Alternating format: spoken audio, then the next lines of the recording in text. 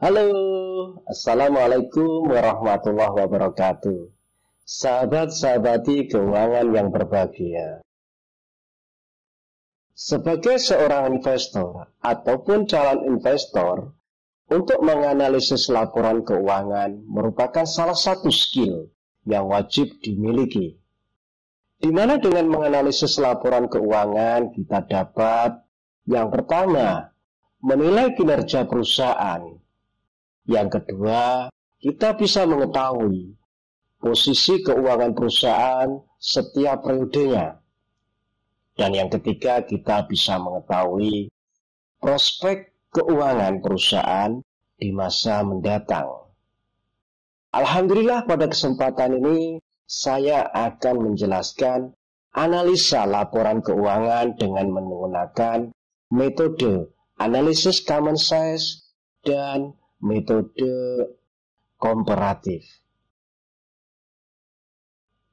Metode yang pertama, analisis common size, disusun dengan menghitung tiap-tiap rekening dalam laporan keuangan, baik laporan laba rugi maupun neraca, menjadi proporsi dari total penjualannya untuk laba rugi, atau dari total aktifanya untuk neraca. Laporan keuangan dalam persentase per komponen tersebut menyatakan masing-masing posnya dalam satuan persen atas dasar total kelompoknya, di mana cara penyusunan ini disebut juga dengan menggunakan metode vertikal. Yang kedua yaitu analisis komparatif. Analisis komparatif merupakan teknik analisis yang dilakukan dengan cara membuat perbandingan antar elemen dalam laporan keuangan yang sama untuk beberapa periode yang berurutan.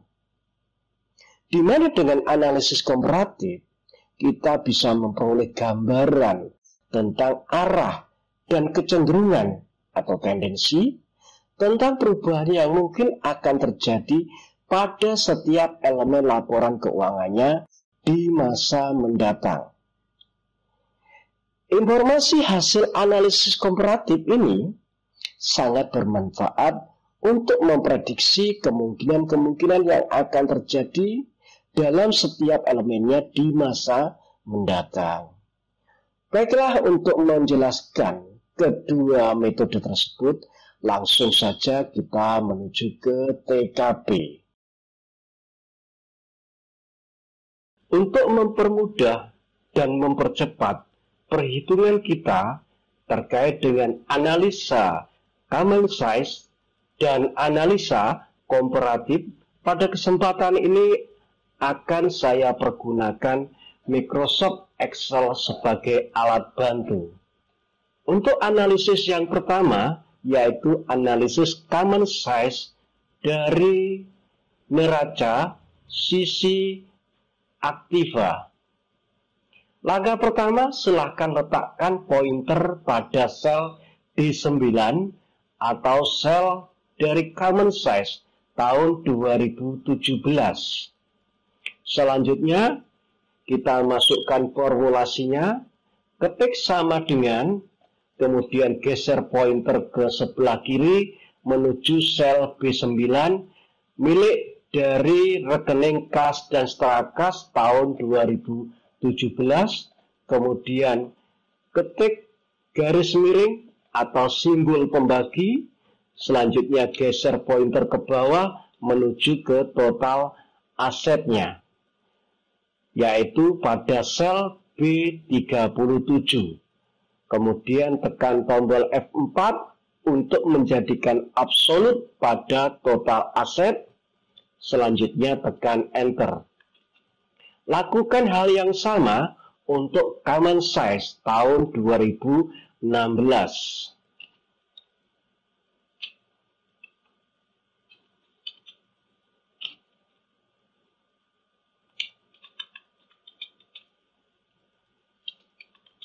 Dari kedua nilai tersebut silakan diblok. Selanjutnya copy ke bawah sampai dengan total asetnya. Langkah selanjutnya, silakan dihapus hasil analisis yang tidak kita perlukan. Berdasarkan hasil analisis tersebut, kita bisa mengetahui bahwasannya struktur aktiva dari PT Astra Agronestari untuk tahun 2016 terdiri dari 16,72% aktiva lancar dan 83,28% aktiva tetap. Pada tahun 2017, struktur aktivanya berubah, yaitu untuk aktiva lancar naik sekitar 1%, yaitu menjadi 17,03%, dan aktiva tetapnya turun 1%, yaitu menjadi 82,97%. Nilai ini untuk perusahaan manufaktur masih cukup ideal. Selanjutnya, kita akan mencari common size pada sisi pasifanya. Letakkan pointer di sel D43 atau sel dari common size tahun 2017. Selanjutnya, kita masukkan formulasi, ketik sama dengan, kemudian bawa ke sel B43 atau sel dari uang muka pelanggan pihak ketiga. Selanjutnya, ketik garis miring atau simbol dari pembagian, kemudian geser pointer ke bawah menuju ke total pasifanya atau total liabilitas dan ekuitas, yaitu di sel B78. Selanjutnya, tekan tombol F4 untuk menjadikan total liabilitas dan ekuitas menjadi absolut. Selanjutnya, tekan Enter. Lakukan hal yang sama untuk tahun 2016.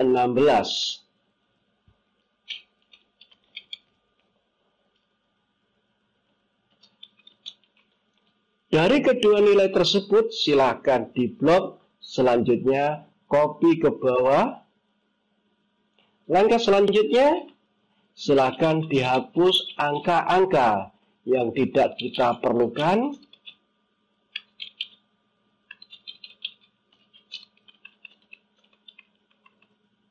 Berdasarkan hasil common size dari sisi pasifa, kita bisa mengetahui struktur pendanaan dari PT Astra Agronestari untuk tahun 2016 dan tahun 2017. Di mana struktur pendanaan untuk tahun 2016 terdiri dari 16,28% hutang lancar, sedangkan hutang jangka panjangnya 11,10% dan ekuitasnya 72,62%. Pada tahun 2017, struktur pendanaannya berubah, di mana untuk hutang lancarnya turun menjadi 9,26%, sedangkan untuk hutang jangka panjangnya naik menjadi 16,40%.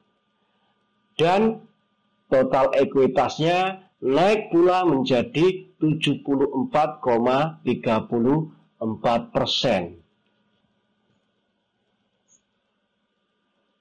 Selanjutnya yaitu analisa common size untuk laporan laba rugi.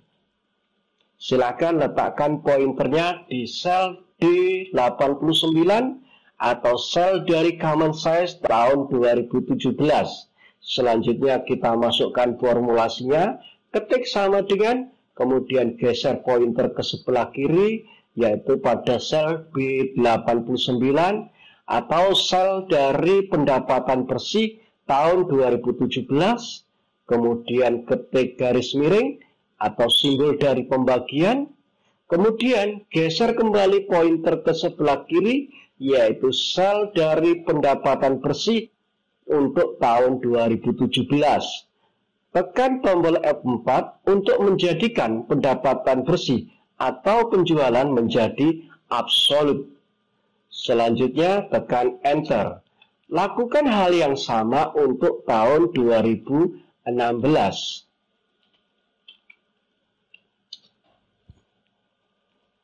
Dari kedua nilai tersebut, silakan diblok, kemudian di-copy ke bawah. Langkah selanjutnya, silakan dihapus untuk hasil perhitungan yang tidak kita perlukan. Berdasarkan hasil analisis common size dari laporan laba rugi, di mana proporsi laba bruto untuk tahun 2016 sebesar 26,03%. Kemudian proporsi dari laba tahun berjalan untuk tahun 2016 yaitu sebesar 14,97%. Pada tahun 2017, proporsi laba bruto turun sekitar 3%, yaitu menjadi 23,95%, dan proporsi laba tahun berjalan juga turun sekitar 3%, yaitu menjadi 11,35%. Hal tersebut berbanding terbalik dengan tingkat penjualannya, di mana tingkat penjualan pada tahun 2017 naik menjadi 17.305.688 rupiah. Penurunan proporsi laba bruto ini lebih disebabkan adanya kenaikan beban pokok pendapatan.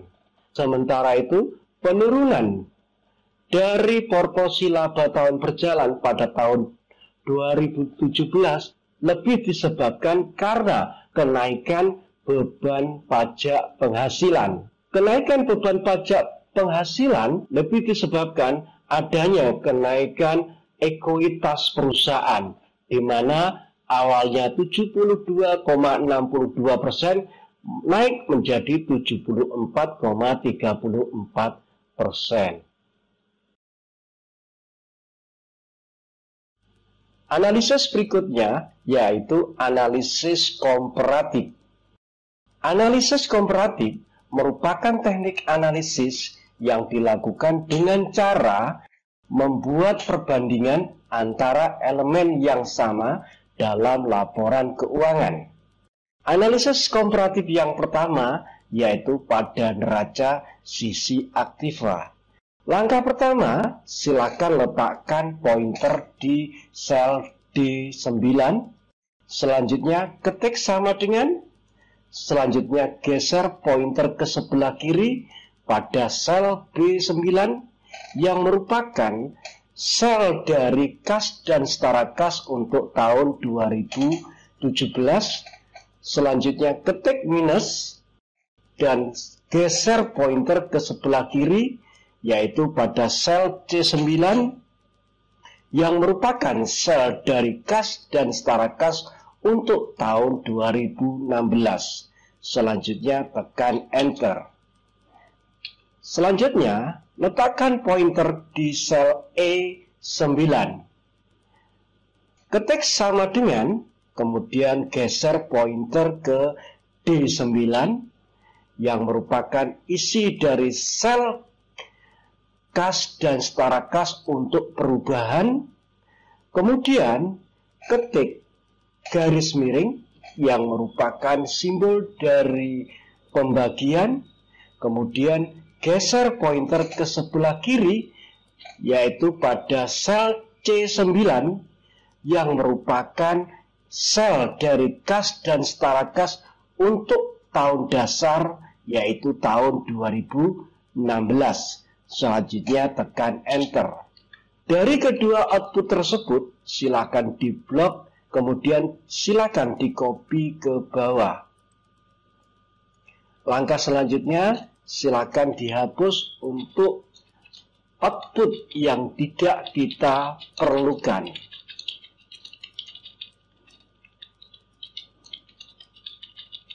Berdasarkan hasil analisis tersebut, kita bisa mengetahui bahwasannya aktiva lancar naik sebesar 4,79% atau sebesar Rp194.186. Sementara itu, untuk aktiva tetapnya naik pula sebesar 2,55% atau sebesar Rp515.118. Dengan demikian, total asetnya naik sebesar 2,93% atau sebesar Rp709.304. Selanjutnya untuk analisis komparatif pada neraca sisi pasifa, silakan letakkan pointernya pada sel D43. Selanjutnya ketik sama dengan, geser pointer ke sebelah kiri, yaitu pada sel B43 yang merupakan isi dari rekening uang muka pelanggan untuk pihak ketiga pada tahun 2017. Kemudian ketik minus. Selanjutnya geser pointer ke sebelah kiri yang merupakan sel C43 yang berisikan rekening uang muka pelanggan untuk pihak ketiga pada tahun 2016. Kemudian tekan enter. Selanjutnya letakkan pointer pada sel E43. Ketik sama dengan, geser ke sel D43 yang berisikan perubahan dalam rupiah. Kemudian ketik garis miring yang merupakan simbol pembagi. Kemudian geser pointer ke sebelah kiri, yaitu sel C43 yang berisikan tahun dasar, yaitu tahun 2016. Selanjutnya tekan enter. Dari kedua output tersebut, silakan diblok. Selanjutnya kita copy ke bawah. Langkah selanjutnya, silakan dihapus untuk data-data yang tidak kita perlukan.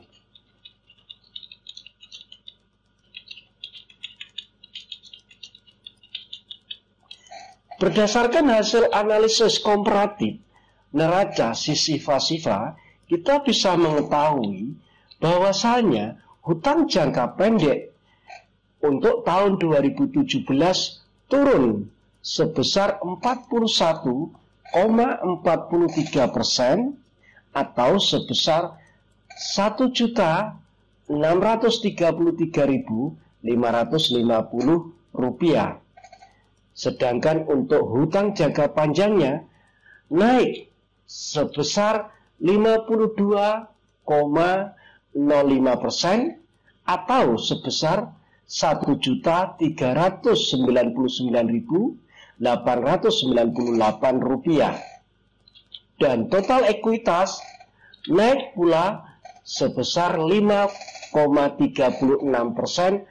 atau sebesar Rp942.956.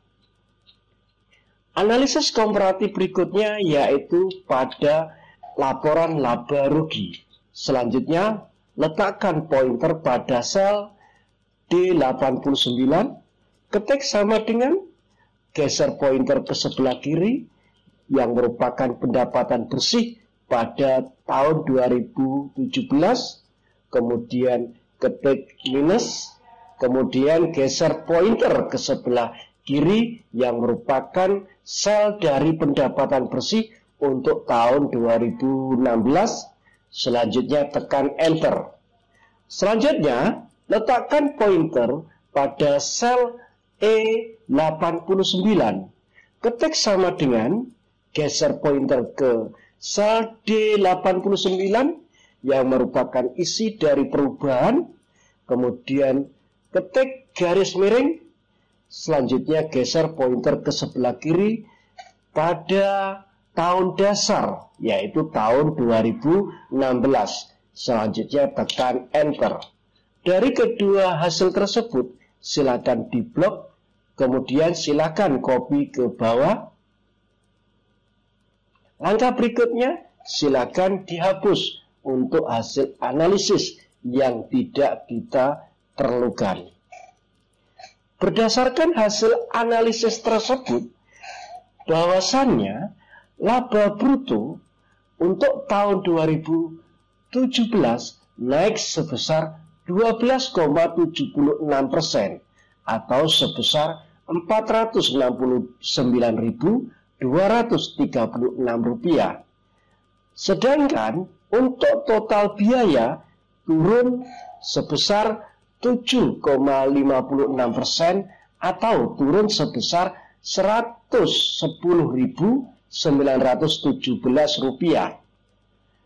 Kemudian untuk laba tahun berjalan turun sebesar 7,11% atau sebesar Rp150.244.